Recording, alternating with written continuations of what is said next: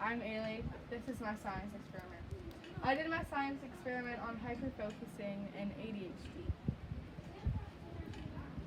This was not my original experiment. My original experiment was I was going to look at how exercise influences learning. It said I chose this science experiment because my brother and some of my friends have ADHD. I also wanted to know what it's like for them. My hypothesis is that I think people with ADHD will be able to finish 4 mazes quicker while watching a movie and listening to music than people without ADHD. I believe this because people with ADHD always need more stimulation, which could help them focus on what they need to do. Many people have ADHD. I want to know what it's like for them. I also want them to see it as a superpower, not a disorder. People think of ADHD as a disability.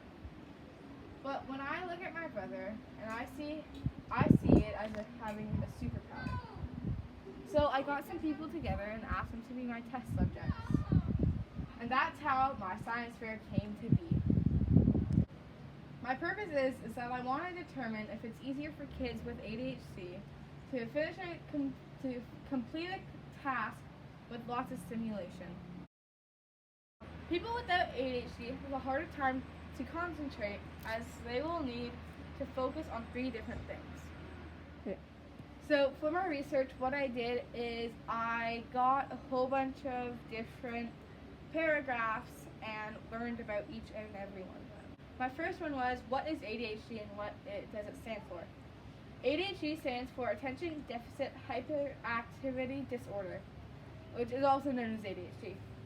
Millions of people in this world have suffered from ADHD.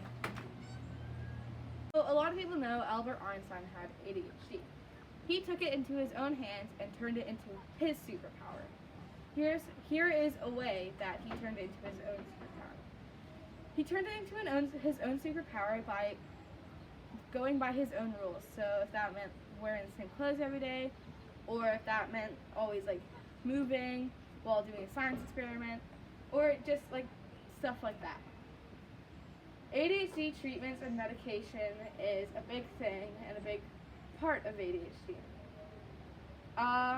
So a lot of medication has side effects such as not losing an appetite, self-esteem, and tiredness. ADHD also impacts some of the kids. So I interviewed some of the kids who have ADHD in my class, and I asked them how their ADHD impacts them. A lot of them said they were always tired or didn't lose any, or didn't have an appetite.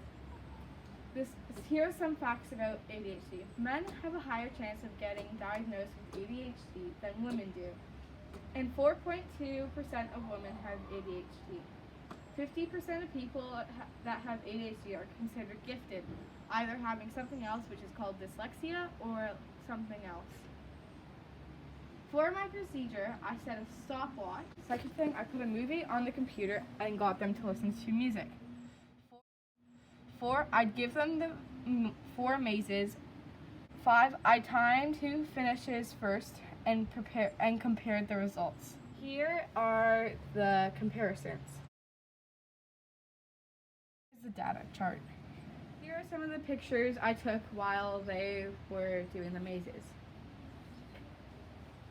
For my conclusion, I ended up getting pretty close to my hypothesis, thinking that people with ADHD would do it quicker with more stimulation and people without ADHD would take longer.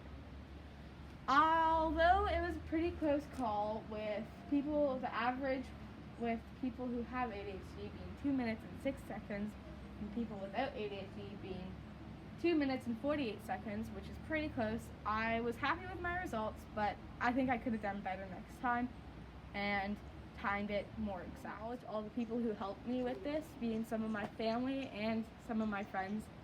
Thank you for helping me with this science project.